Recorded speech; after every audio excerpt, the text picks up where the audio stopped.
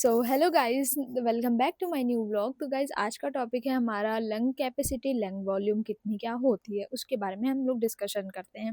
तो फर्दर हमने बहुत सारी लंग्स के आगे हमने बहुत सारी बातें करी हैं।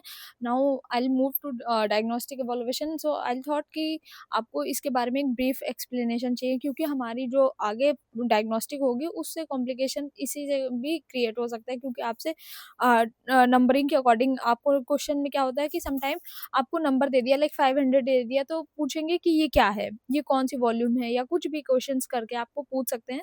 तो उन सब के बारे में डिस्कस करते हैं। तो ब्लॉग को स्टार्ट करने से पहले ब्लॉग को पूरा देखें, लाइक शेयर सब्सक्राइब जरूर करें। तो बात करते हैं कि हमारी लंग कैपेसिटी क्या, तो हम पहली बात तो हम कितना इनहेल कर रहे हैं, कितना एक्सहेल। तो मेनली क्या होता है कि हम अगर ऑक्सीजन को अगर हम इनहेल करने की बात करें तो इनहेल हम कितना करते हैं 21% इनहेल करते हैं और 16% एक्सहेल करते हैं। अगर हम बात करें CO2 को, तो हम लोग CO2 को 0.4% हम लोग इनहेल करते हैं और 4% हम लोग एक्सहेल करते हैं। अभी आपने सोचा ना कि हमने O2 को इनहेल 21% किया और एक्सहेल कर रहे हैं, तो वो सब भी बातें जो रिमेनिंग गैसेस रुक चुकी हैं लाइक लंग्स में हैं, उनकी भी मैं बात करूँगी कि वो कैसे वर्क करती हैं प्रॉपर। तो बात करते हैं, अब हमारी आती है सबसे पहली वॉल्यूम है हमारी टाइडल वॉल्यूम।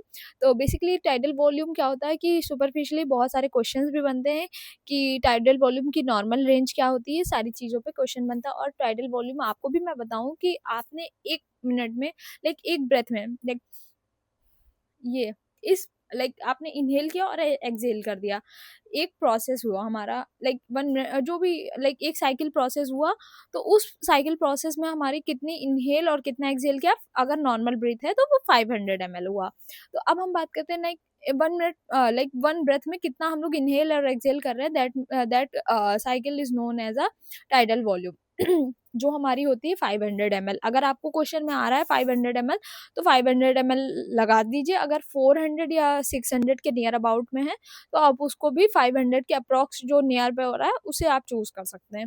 तो फिर उसके बाद में हमारे पास में आता है, हमने लाइक वन ब्रेथ की बात करी, अब हम इनहेल कितना कर रहे हैं। एक लाइक एक वॉल्यूम में हम लोग कितना इनहेल करते हैं उसके ऊपर डिस्कशन करते हैं। तो हम लोगों का इनहेल वॉल्यूम आती है हमारी, इनहेल वॉल्यूम रिज्यूम वॉल्यूम भी बोलते हैं। अगर हम बात करें इनहेल वॉल्यूम, बेसिकली हमारी कितनी होती है 3300 ml।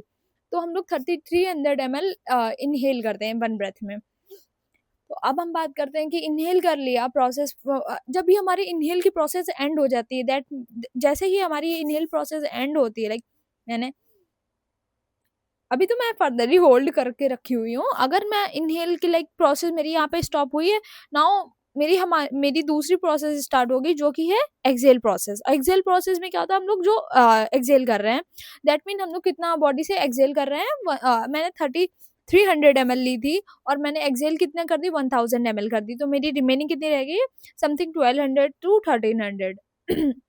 तो जो ये रिमेनिंग रह गई है, मैंने आपको बताया था ना कि उधर ऑक्सीजन हम 21% ले रहे हैं और 16%, दैट मीन यहाँ पे भी जो हमारी रिमेनिंग रह रही है उसे हम बोलते हैं रेसिडुअल वॉल्यूम। रेसिडुअल वॉल्यूम में क्या होता है, जो हमारी बॉडी में लाइक मैंने प्रीवियसली वीडियो में भी आपको बताया था, कंडक्टिंग एयरवे या डेड स्पेस जो एल्वोलाई को डैमेज या सैग वगैरह से बचाते हैं, उसमें देखा जाता है। तो हाँ, उस कंडीशंस को प्रिवेंट करने के लिए एल्वोलाई को कोलैप्स होने से आप लाइक ये रेसिडुअल वॉल्यूम वर्क करती है, बट ये पार्टिसिपेट नहीं करती ऑक्सीजन को, गैसेस को एक्सचेंज कराने के लिए पार्टिसिपेट प्रॉपर्ली नहीं करती। तो अब हमारे पास में ये सारी चीज़ें, मैंने एक बार आपको फिर से मैं रिकॉल करा दूँ, टाइडल वॉल्यूम जो हमारी होती है वो 500 ml होती है, इंस्पायरेटरी वॉल्यूम हमारी जो होती है वो 3300 ml होती है, अगर एक्सपायरेटरी की बात करें तो 1000 होती है। और रेसिडुअल वॉल्यूम आरवी की अगर हम बात करूँ, हाँ, इनको कभी-कभी हाँ, वेट रेसिडुअल वॉल्यूम की अगर हम बात करें तो 1200 ml होती है। और एक चीज़ कि इनका पर्टिकुलर सम टाइम क्या होता है कि आपको RV which mean residual volume, tidal volume तो टीआई करके पूछ लेते हैं, तो आप थोड़ा-सा माइंड सेट लगा के बैठिएगा कि आपसे क्या पूछ रहा है। क्वेश्चन को प्रॉपर्ली पढ़िएगा, उसके बाद में आपसे पूछेंगे कि उससे रिलेटेड होगा तो आपको उस पे ही मूव ऑन करना है। सो अब हम बात करते हैं हमारी कैपेसिटी कितनी होती है, लाइक अगर हम बात करें हमारे वाइटल ऑर्गन, मैंने आपको बताया था ना कि हमारे इनसाइड ऑर्गन और आउटसाइड ऑर्गन दोनों का वाइटल अलग होता है। तो टोटल अगर हम और वाइटल ऑर्गन की हम बात करें तो हमारा 6000 होता है। 6000 ml हमारा टोटल वाइटल साइंस का ऑर्गन होता है। अगर हम बात करें कि ये लाइक टोटली हमारे बॉडी ऑर्गन की लाइक जितना भी हमारा हो रहा है प्रॉपर्ली उनमें ही देखा जाता है। तो अब हमारे पास में आ गया, हमारे पास में कि लंग की कितनी कैपेसिटी, इंस्पायरेटरी कैपेसिटी कितनी है इसमें। तो इंस्पायरेटरी कैपेसिटी हमारी 3800 या 3800 ml भी होती है। क्या होता है इसमें, इनहेल नॉर्मल प्रोसेस से हम लोगों ने इनहेल किया और इनहेल कर लिया, बस हम लोग लाइक लंग्स हमारा कितना एक बार में वो एयर को कैपेसिटी रख सकता है, तो वो हमारी है 3800 या 3800 ml। इतना हमारी लंग की कैपेसिटी होती है एक ब्रेथ को इनहेल करने में। अभी हम बात करते हैं एक्सहेल प्रोसेस कैसे होती है। एक्सहेल प्रोसेस में बेसिकली क्या होता है, जो हम लोग वन ब्रेथ में इनहेल कर रहा और एक्सहेल कर रहे हैं, दैट मीन जो हमारी फंक्शनल भी same as it is work करती है, फंक्शनल रेसिडुअल वॉल्यूम कि लाइक आपकी इनहेल के बाद में एक्सहेल कितना किया, तो हम लोगों ने 2200 या 2200 ml भी ये देखने को मिलता है। अगर हम बात करें हमारी वाइटल ऑर्गन की, तो वाइटल ऑर्गन की 6000 तक जाती है रेंज। और इससे फर्दर बहुत सारे कॉम्प्लिकेशंस क्रिएट होते हैं कि अगर हमारी ब्रीथ इधर उधर होती है तो हमें रेस्पिरेटरी एसिडोसिस, एल्कलोसिस की कंडीशन भी देखने को मिलती है। एसिडोसिस लाइक आपको नोजिया वॉमिटिंग वगैरह फील होगा। एसिडोसिस में क्या होता है कि आपको लाइक कॉन्स्टिपेशन वगैरह की कंडीशन भी हो सकती है। ये सारी चीज़ें हमारी वॉल्यूम होती है कि हमारे लंग्स में कितनी इनहेल और एक्सहेल कैपेसिटी होती होल्ड करने की ब्रेथ को। ये सारी चीज़ों का मैंने एक्सप्लेनेशन दिया था।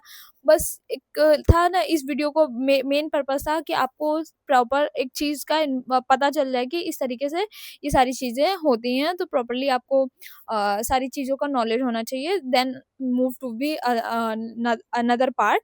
सो क्या होता है कि प्रॉपर्ली आपको चीज़ें पता होनी चाहिए, दैट मीन।